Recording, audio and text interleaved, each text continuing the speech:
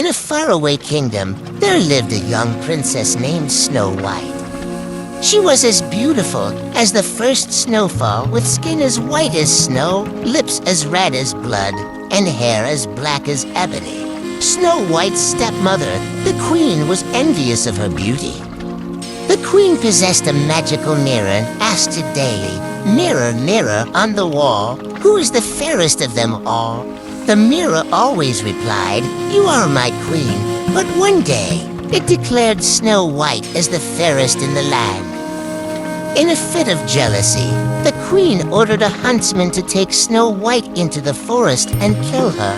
The kind-hearted huntsman couldn't bear to harm Snow White. Instead, he let her go and told her to run far away. Snow White fled deep into the forest, scared and alone. Exhausted, Snow White stumbled upon a tiny cottage. Inside, she found 7 little beds and fell asleep. The cottage belonged to 7 dwarfs who worked as miners in the mountains. When the dwarfs returned home, they were surprised to find Snow White. She awoke and told them her story.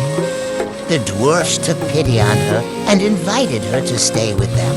Meanwhile, the queen discovered that Snow White was still alive.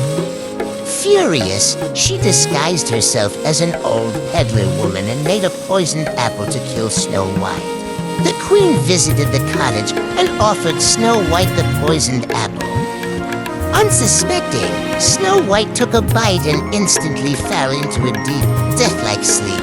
The dwarfs were heartbroken when they found Snow White. Believing her to be dead, they placed her in a glass coffin in the forest. One day, a prince traveling through the forest saw Snow White and was captivated by her beauty. He kissed her, breaking the curse, and Snow White awoke. Snow White and the prince were overjoyed. They returned to the castle and lived happily ever after, while the evil queen met her downfall.